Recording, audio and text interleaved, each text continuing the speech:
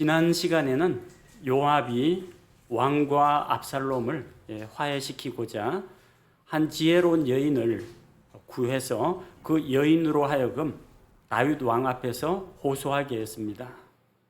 그 여인이 다윗에게 나와서 나에게 두 아들이 있었는데 난 남편이 죽고 과부로서 이 두 아들을 데리고 있는데 이 형제가 싸우다가 한 명이 다른 한 사람을 죽였습니다. 그런데 주변 사람들이 그 살인자를 내놓아라. 살인자의 핏값을 치러야 한다. 그래서 한 아들은 자기 형제에게 죽임을 당하고 한 아들은 살인죄 때문에 죽임을 당하면 자기에게 남아있는 마지막 숯불이 이제 꺼지고 만다면서 다윗 왕 앞에서 호소했습니다. 다윗이 그 여인의 말을 듣고 그 아들이 죽지 않게 하겠다, 보호해 주겠다고 약속을 하자 여인이 이야기를 꺼냈습니다. 그러하면은 어찌하여 쫓겨난 아들 압살롬을 다시 받아들이지 않느냐, 그렇게 다윗에게 호소하게 됩니다. 다윗도 거기서 생각하던 바가 있어서 이제 요압을 불러서 압살롬과의 관계를 해결하려고 합니다.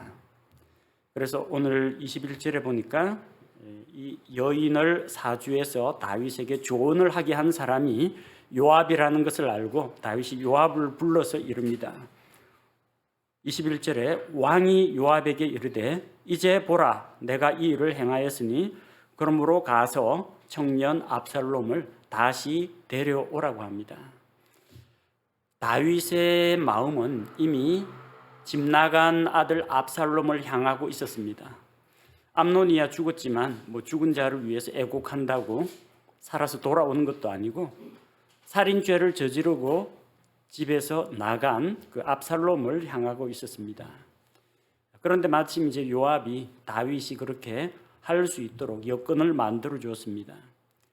다윗이 자기가 마음속에 계획하는 것을 실천할 수 있도록 요압이 다윗에게 명분을 마련해 주고 또 다윗의 마음을 움직였던 겁니다. 그래서 이제 가서 압살롬을 데리고 오라고 합니다. 요압은 왕이 자기 부탁을 들어준 것에 대해서 감사를 표시합니다. 얼굴을 땅에 대고 왕 앞에서 엎드려서 그에게 경배합니다. 사람에게 할 수 있는 최상의 경의를 표하는 것이 엎드려 절하는 것입니다. 가까운 사이에 몽례를 한다거나 허리를 숙여서 반절을 하는 경우도 있지만 땅바닥에 엎드려서 얼굴을 땅에 대는 것은 최고의 예우를 해주는 겁니다.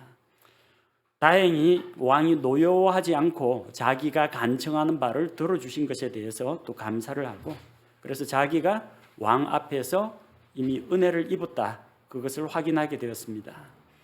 자, 이제 왕의 마음을 돌이키는 데 성공했고 자기가 직접 가서 압살롬을 데리고 오면 자기는 왕 앞에서도 1등 공신이고 압살롬에게는 은인이 되는 겁니다. 압살롬을 왕과 화해시키는데 결정적인 역할을 하게 되었기 때문입니다. 그래서 23절에 보니까 이에 요압이 일어나 그술로 가서 압살롬을 데리고 예루살렘으로 왔다고 합니다. 자, 외갓집에 몸을 의탁하고 있던 압살롬, 그 왕자를 데리고 예루살렘에 돌아왔습니다. 나중에 압살롬이 왕위에 오르기라도 한다면 자기에게는 아주 유리한 상황이 만들어집니다. 다윗의 뒤를 이어서 계속해서 군대 대장을 하면서 실권을 잡을 수가 있는 겁니다. 자, 그런데 데리고 오기는 했는데 다윗과 압살롬이 서로 화해를 하진 않습니다. 24절에 보니까 왕이 이르되 그가 자기 집으로 가게 하고, 누구 집요? 압살롬 자기 집으로 가게 하고 내 얼굴을 보지 말게 하라 하며 이에 압살롬이 자기 집으로 돌아가고 왕의 얼굴을 보지 못하니라. 다윗이 압살롬에게 자기 앞에 이 압살롬이 나타나지 않도록 오지 못하도록 이야기합니다. 아버지의 마음으로서는 이 아들을 받아들이고 싶긴 한데 또 공의를 집행하는 재판관이자 왕의 입장에서는 자기 아들이라고 또 감싸고 받아주기가 상당히 부담스러웠던 모양입니다. 그래서 압살롬은 자기 집으로 돌아가서 외갓집 있다가 자기 집으로 돌아온 것뿐입니다. 달라진 것이 있다면은 이제 도망자 신세가 아니라 왕이 오라고 해서 예루살렘으로 돌아왔다는 거. 그거 외에는 없어요. 아마도 압살롬이 예루살렘을 떠나서 저 그술 땅에 가 있으니까 많이 보고 싶었을 겁니다. 어떻게 해서든지 데리고 오고 싶었을 텐데 아들이 돌아오니까 또 생각이 바뀌었어요. 그런 걱정보다도 자기 형 암논을 죽인 그 아들에 대해서 생각하는 겁니다. 보통 부모님들 이러지 않나요?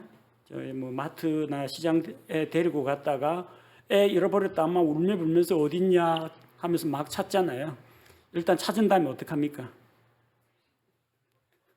엉덩이 때리면서 이 녀석 어디 갔다가 엄마 손 놓지 말라고 했지. 이제 그때부터 이제 징계와 야단치는 게 시작이 됩니다. 그러니까 아버지의 마음도 그와 비슷할 것 같아요. 한편으로는 나간 자식 돌아왔으니까 반갑긴 한데 그렇다고 아이고 내 아들하고 받아주면은 또 왕의 공의와 또 이 엄정한 재판관으로서 왕의 위신에 또 문제가 생깁니다.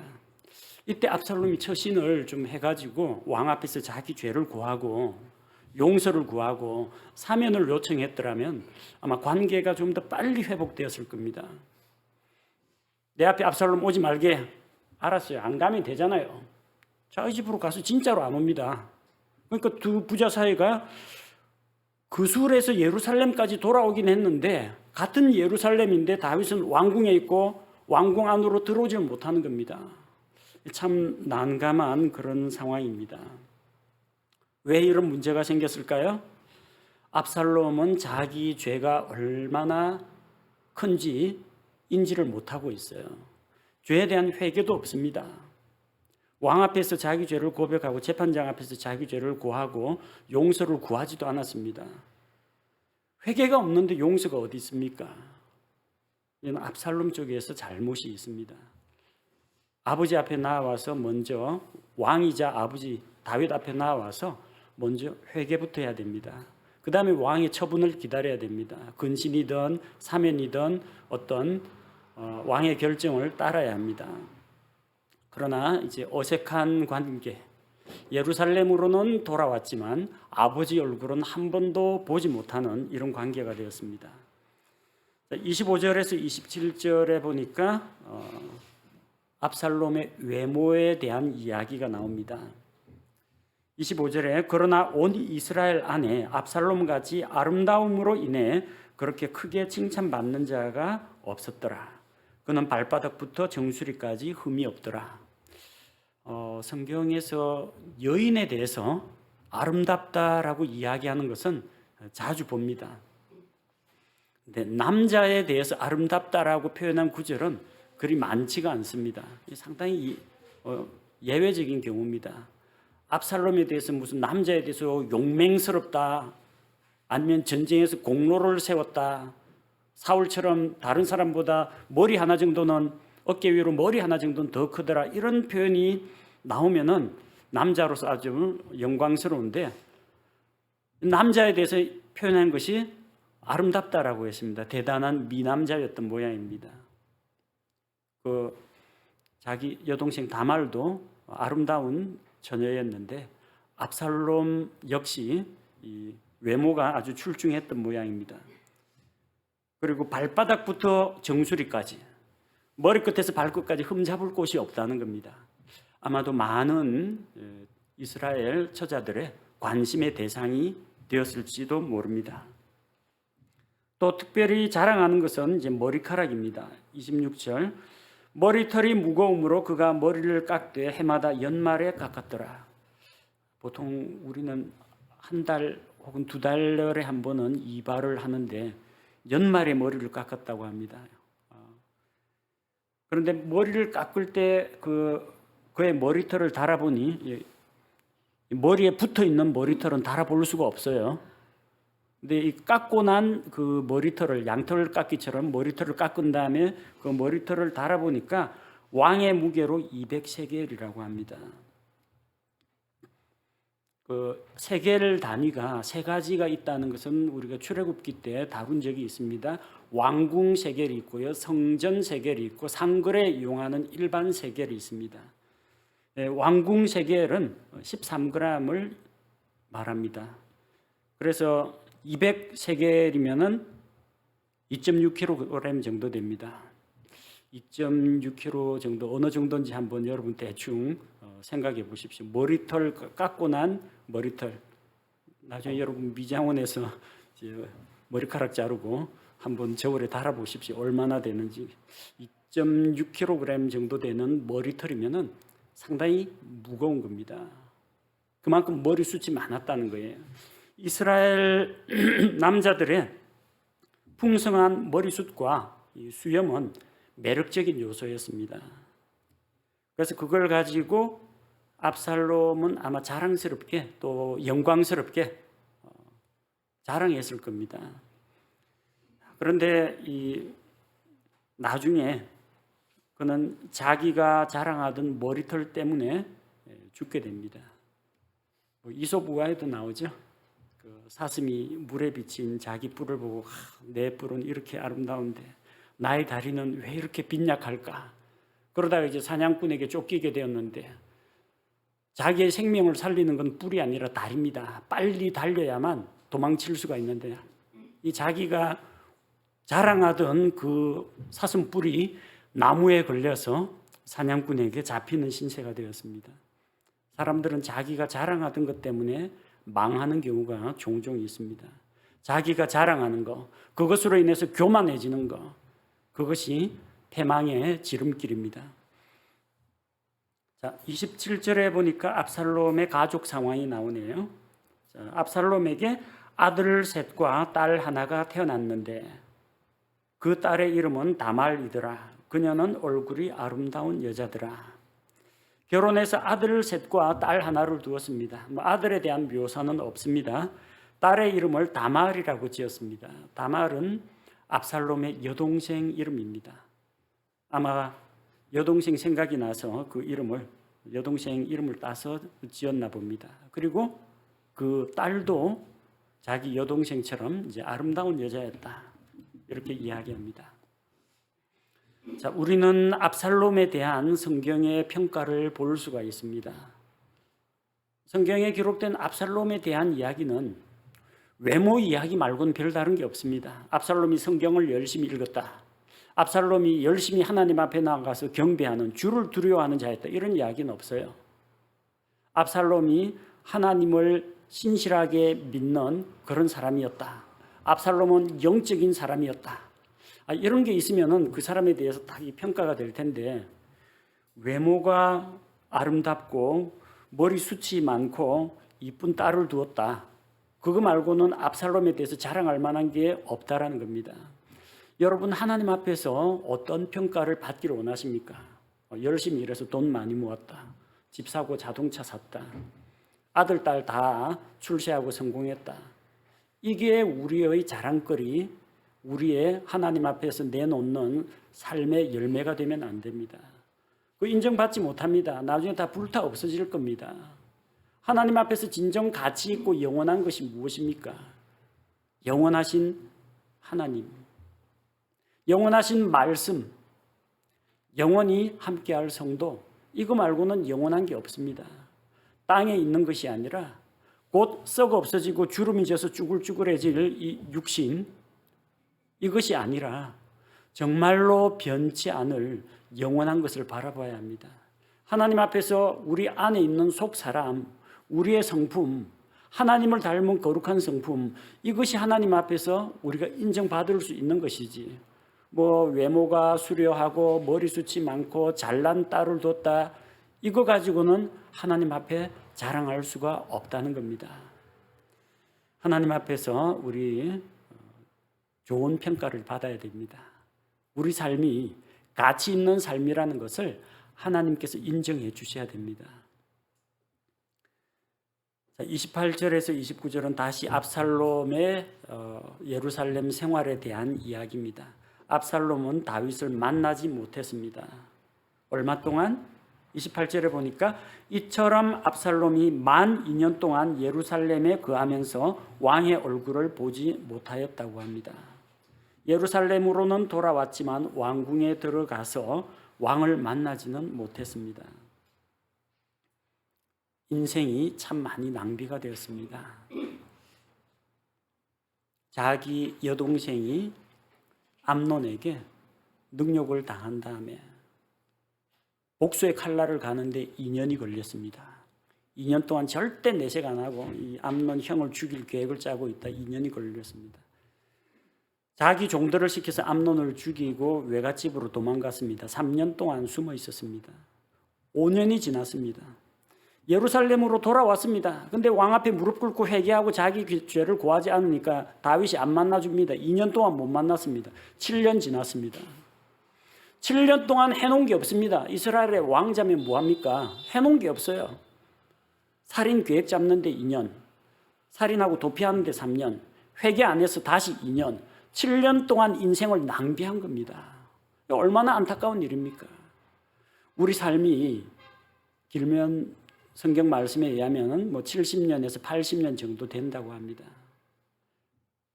100년을 산다 할지라도 내 인생이 하나님 앞에서 압살롬처럼 죄 짓는 거 계획하는데 2년, 죄 짓고 도망 다니는데 3년, 회개 안 해서 2년, 만약에 이런 식으로 된다면 우리 인생이 하나님 앞에서 이게 무슨 가치가 있겠습니까? 하루를 살더라도 하나님께서 그래 오늘 하루 참 가치 있고 보람 있는 일을 했구나. 오늘 하루 너의 삶을 내가 100점으로 인정해 준다. 이런 칭찬 듣는 게 우리에게 큰 영광이요. 하나님 앞에서 누릴 상급입니다. 하나님 앞에 기억되는 인생이 되어야 합니다.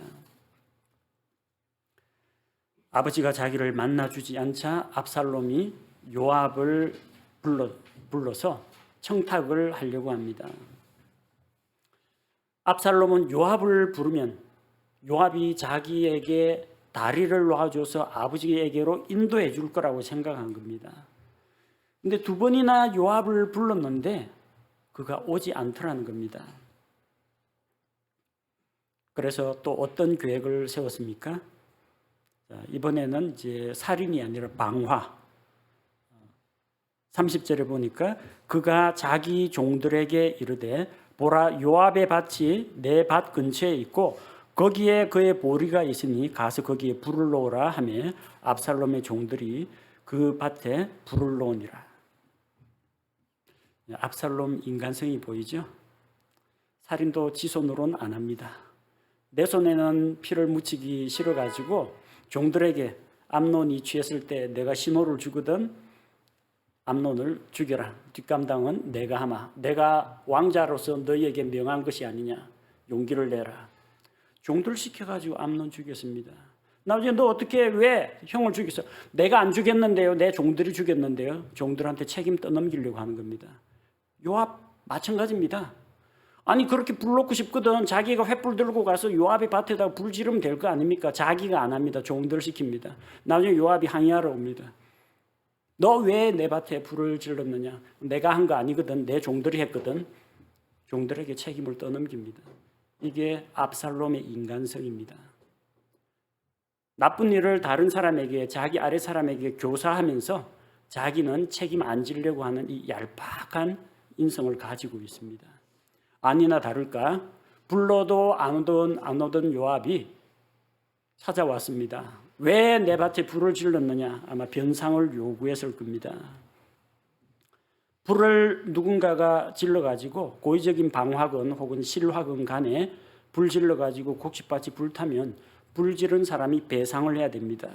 출애굽기에 나오는 율법이에요. 출애굽기 22장 6절에 불이 나서 가시나무에 옮겨붙어 곡식 낯갈이나 서 있는 곡식이나 밭을 태우면 불을 놓은 자가 반드시 배상할지니라. 압살롬은 고의로 불을 냈습니다. 그러나 누가 밭 가장자리에서 가시나무를 태운다고 불을 질렀는데 그게 번져가지고 남의 밭에까지 번지면 고의는 아니었지만 변상을 해줘야 됩니다. 자, 요압도 자기 밭에 불 놓았다고 하니까 이제 찾아와서 항의를 합니다. 요압이 압살롬에게 항의를 하러 왔는데 31절에 그때 요압이 일어나 압살롬에게로 그의 집으로 와서 그에게 이르되 어찌하여 내 종들이 내 밭에 불을 놓았느냐 하니까 이번에는 압살롬이 요압에게 항의를 합니다. 뭐라고 항의를 합니까?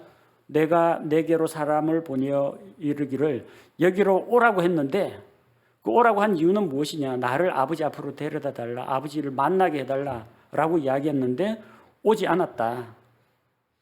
그래서 불을 놓았다는 이야기입니다. 이제 내가 왕의 얼굴을 보게 하라는 겁니다. 왜 외갓집에서 잘 있는데 그술에서 잘 지내고 있는데 왜 데리고 왔느냐고. 거기 있을 때가 차라리 나에게 더 낫다는 겁니다. 나를 예루살렘으로 요압 장군이 데려왔으니까 이제 책임지라는 겁니다. 요압이 자기를 책임져야 한다는 겁니다. 그리고 압살롬은 요압에게 왕의 얼굴을 보게 해달라고 합니다. 압살롬은 요압을 시켜가지고 아버지를 만날 생각이었던 겁니다. 여러분에게 질문 드리겠습니다. 여러분, 아버지나 어머니한테 잘못했어요. 아버지 만나러 가려면 누구 내세우겠습니까? 엄마한테 가서 엄마 잘못했어요 이야기하려면 누구 내세우겠습니까? 아무도 안 내세워도 됩니다. 그냥 아버지한테 가면 됩니다. 아버지 하고 가면 됩니다. 엄마 하고 가서 엄마한테 이야기하면 됩니다. 요압을 내세울 이유가 없어요. 자기는 왕자예요. 다윗의 아들입니다. 미우나 고우나 아들입니다. 요압에게 종들을 보낼 필요가 없어요. 요압의 밭에 불을 놓을 이유도 없어요. 다윗 왕이 자기 아버지입니다. 예루살렘 가서 왕궁문 두드리면 문지기들이 왕자님 못 들어갑니다 하고 막을 병사는 아무도 없어요. 비켜라, 아버지 만나러 왔다. 왕을 아련하러 왔다 하면 안 만나줄지도 모릅니다. 내 아버지 만나러 왔다 하면 문지기 다 비킵니다. 아버지하고 들어가면 됩니다. 하고 싶은 이야기하고 잘못한 거 이야기하고 용서받으면 됩니다. 요압을 왜 내세웁니까? 이게 압살롬의 심성이 항상 이렇다니까요. 종들 시켜가지고 살인하고 종들 시켜갖고 불 지르고 종들 시켜서 요압을 부르러 보내고 아버지 만나는 것도 지 손으로 지 입으로는 못하고 요압을 내세워가지고 하려고 한다는 겁니다. 죄인들은 하나님 앞에 직접 나아갈 수가 없습니다. 우리 죄를 대속하신 중재자 예수 그리스도를 통해서 나아갈 수가 있습니다. 그러나 예수 믿고 다시 거듭나서 하나님의 자녀가 되었으면 아버지 아들 사이입니다.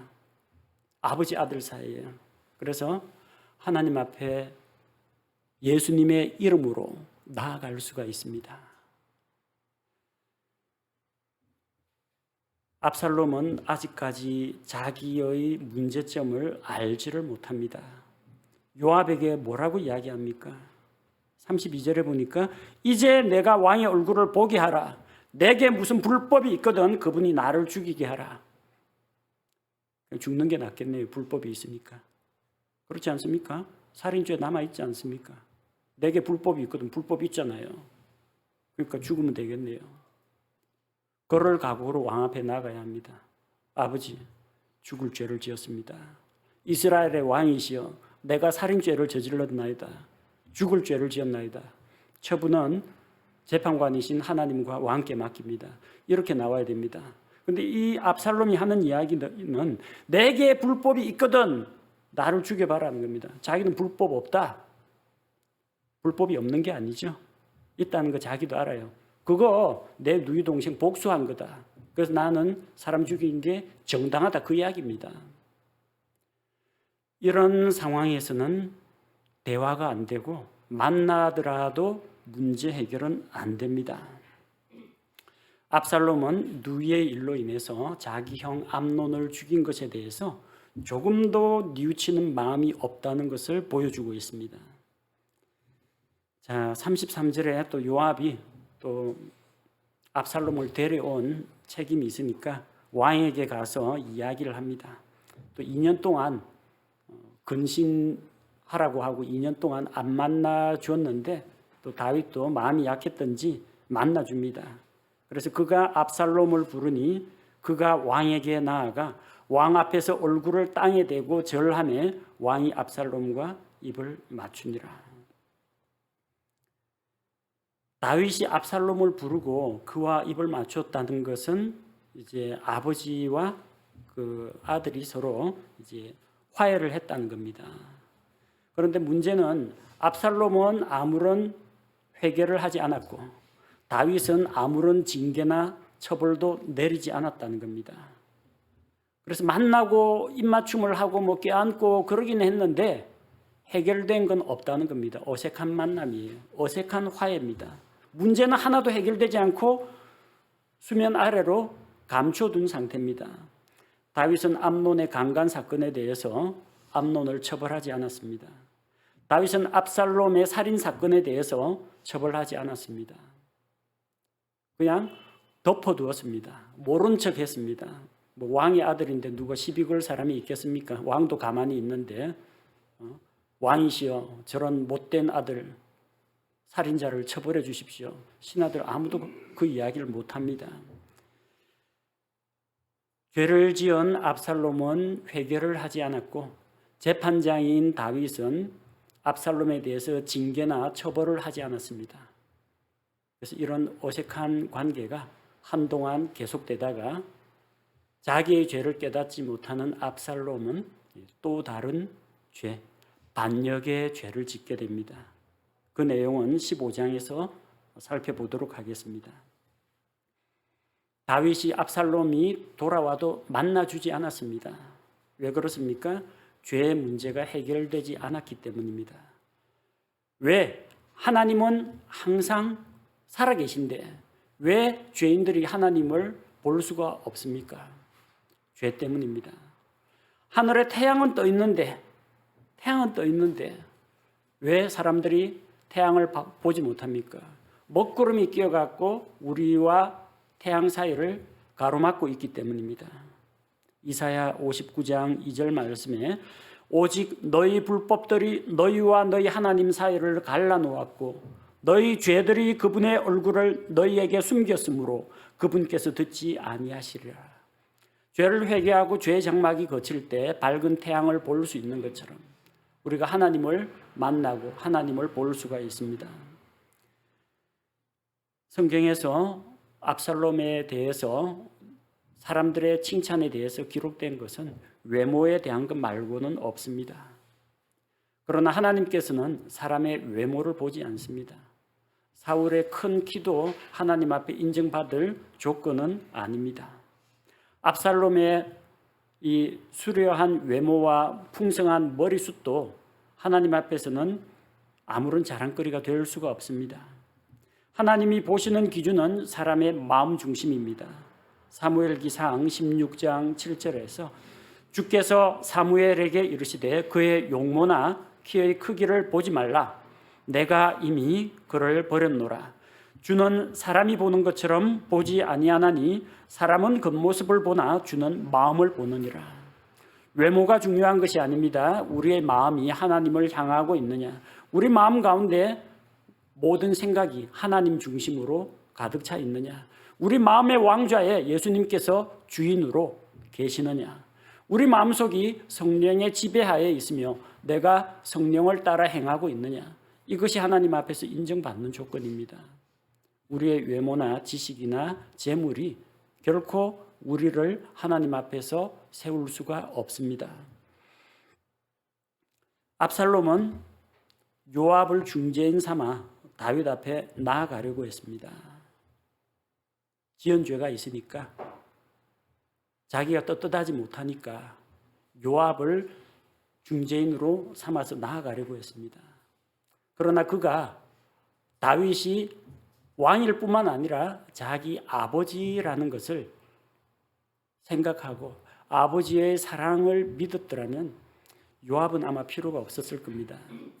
왕 앞에 담대히 나아갈 수 있었을 겁니다. 우리 같은 죄인들은 하나님의 영광의 광채 앞에 감히 서지 못합니다. 그분의 거룩하신 위엄과 영광 앞에 설 수 없는 죄인들입니다. 다만 우리에게는 우리의 구속자 예수 그리스도, 우리의 변호자 예수 그리스도가 계십니다. 우리는 예수 그리스도를 힘입어서 은혜의 왕좌 앞으로 나아갈 수 있습니다. 예수님이 우리의 모든 죄를 대신 담당하셨기 때문에 이제 우리가 하나님의 자녀가 되었기 때문에 아버지하고 부를 수가 있고 예수님의 이름으로 기도하고 예수님을 힘입어 주께로 나아갈 수가 있는 것입니다.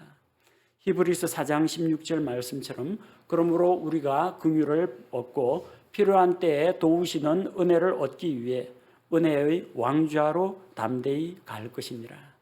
이제는 하나님의 왕좌가 우리에게 두렵지 않습니다. 우리의 중보자요 대제사장인 예수 그리스도께서 하나님 우편에 계시기 때문에 우리는 언제든지 도움이 필요할 때, 은혜를 얻고자 할 때 하나님께서 계신 은혜를 베푸시는 은혜의 왕좌 앞으로 나아갈 수 있습니다. 이것이 우리 그리스도인들에게 주신 하나님의 복입니다. 우리 함께 기도하겠습니다. 거룩하신 하나님 아버지, 우리는 감히 하나님 앞에 설 수 없는 죄인들이지만 예수 그리스도께서 십자가에서 우리의 모든 죄를 대신 담당하시고 우리에게 의의 옷을 입혀주셨습니다. 예수님께서 대제사장으로 우리를 위해 중보하고 계시며 하나님 우편에서 우리를 위해 기도하고 계심을 믿습니다. 예수님을 힘입어 하나님께 우리가 직접 나아갈 수 있고 예수님을 의지하여 은혜의 왕좌로 나아갈 수 있게 해주신 그 대속의 공로를 감사를 드립니다. 압살롬은 자기 스스로 아버지의 곁을 떠났다가 요압의 도움으로 예루살렘에 왔지만 다윗을 만나진 못했습니다. 그가 가지고 있던 죄의 문제가 해결되지 않았기 때문에 만나지를 못하고 또다시 2년이라는 세월을 홀로 보내야만 했습니다. 주님, 압살롬처럼 죄 가운데 빠져 우리의 인생을 낭비하지 않도록 도와주옵소서. 재판장이신 왕 앞에 나와서 압살롬이 좀 더 일찍 회개하고 자기 죄를 고하고 또한 왕의 처분을 기다렸더라면 왕과의 관계, 아버지와의 관계가 훨씬 더 빨리 해결되었을 텐데 두 사람 모두 죄의 문제는 덮어두고 또한 표면적으로만 화해하다가 결국 더 큰 문제를 일으키게 된 것을 봅니다. 우리에게 있는 죄의 문제를 예수 그리스도의 십자가 앞으로 모두 가져와 예수 그리스도의 피를 믿는 믿음으로 우리가 우리 죄를 자백할 때 우리의 모든 죄를 용서하시고 또한 깨끗게 해주심을 믿습니다. 예수 그리스도의 대속의 은혜를 힘입어 날마다 우리가 하나님 앞에서 새롭게 되고 깨끗하게 되고 정결하고 거룩한 삶을 살아가도록 인도하여 주옵소서. 예수님의 이름으로 기도합니다. 아멘.